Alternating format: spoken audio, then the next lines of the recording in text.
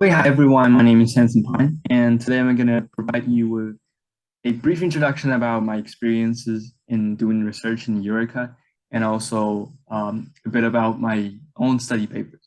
Under the topic in the screen above, nudging, guiding, and developing sapiens.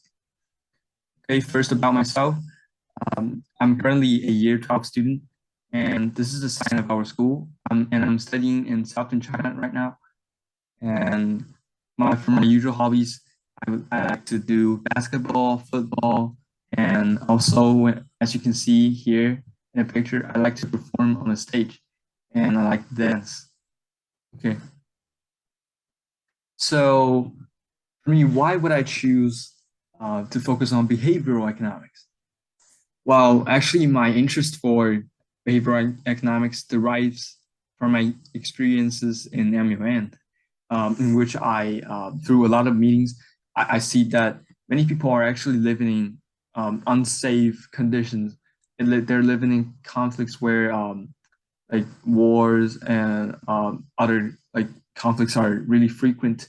And yeah, they really are not provided and have the opportunity to develop themselves in a good economic shape. So I want to use my interest in behavioral economics possibly to delve deeper into that. And this idea was further confirmed when I see the book Poor Economics by Duflo and Banerjee, who are also the 2019 Nobel Prize winner for economics. And after reading through the book, I knew that I really want to study this subject and delve into it to research for many possible ways to help people to perform better economically. Okay, so nudge is my focus. And what is a nudge? Well, it usually means to push or poke gently in the ribs, especially with your elbow, right? But here and now, it also means to encourage and guide people to behave in a certain way without demanding them. And this was an idea that first raised by Thaler and Sunstein in their book Nudge, Improving Decisions About Health, Wealth, and Happiness that it published in 2008. And it was immediately used in many other aspects. Yeah, and it was like used for policymakers to better their decisions. So, um, well, at the start of the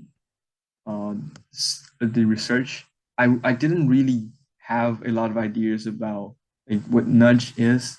And actually for the topic of nudge, I found it in one of the paper that my professor sent it to me uh, that I feel I'm interested to it. So I just like start delving into nudge. Um, and it was quite an arduous searching process at first because actually I have to like look through a lot of different papers to search for the ones that I need, which is like really hard to find.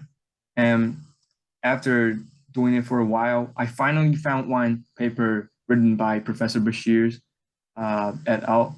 In 2020 that summarizes over 1,000 nudge papers and categorize them. So I decided to expand on his paper, and that will be the first half of my own research paper.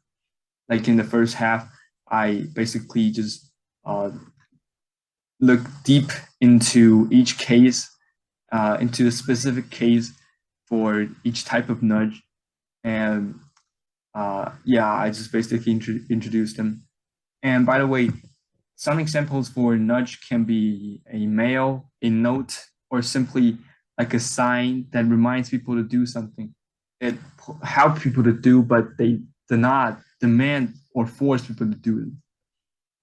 And for the second part of my paper, I just include two of my own proposals for some of the I think is good idea, but haven't been explored in previous papers before.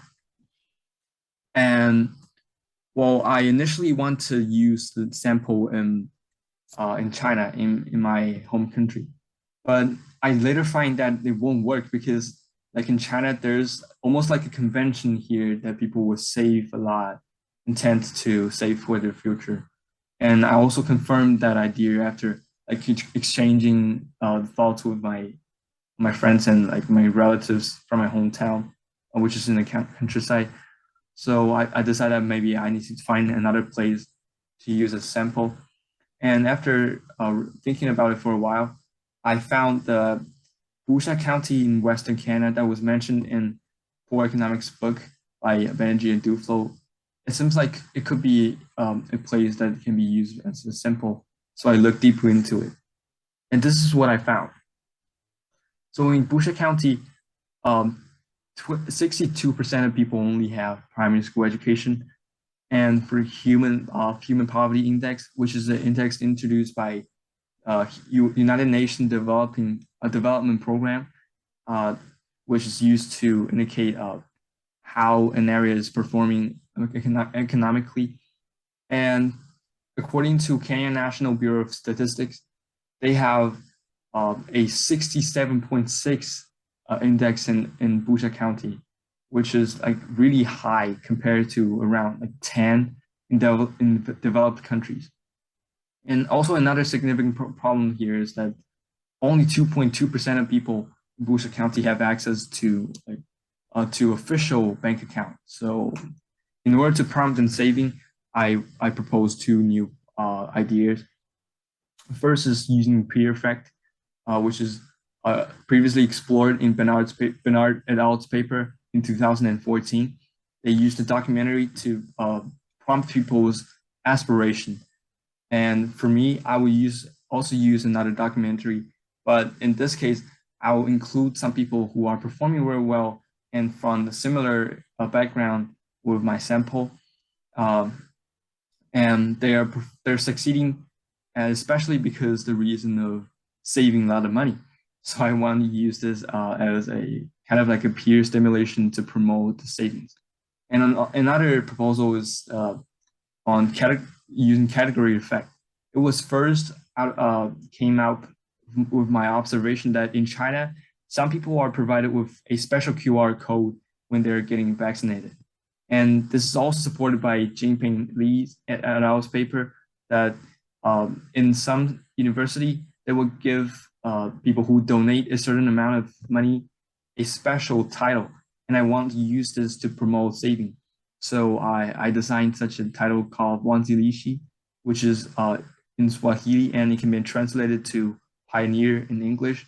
And I want to use it to promote people to save more by giving them special titles. So last few things, I think really I want to be, really what I want to focus here is that for most problems that I've met in the process is the hardship of finding resources in the paper with the topic that I want. Because sometimes I can find a really good paper, but later discover that it is written in like 90s. And after spending a lot of time researching the stuff, like it really just like a pain, it seems like a painstaking process. But for my own attempt, I wrote an email to Professor Bashir that write a paper that I used in my essay. And luckily he replied and sent me his research list of papers. And I was really lucky and excited. So I think the biggest takeaway that I can conclude from this research experience is that sometimes I just need to try hard and try boldly and don't be shy. Since if you spend too much time worrying about the trouble that you met in the future, maybe you will miss the chance of trying and really do something. And I really appreciate the help from my professor, Mark Foley. When I first talked to him, I knew very little about behavioral economics. So we went through a paper about loss aversion and some basic introduction to behavioral economics at first. And when I met the problem of extracting data from papers, since I haven't learned statistics yet, and he patiently told me the steps for taking out useful data and their meanings.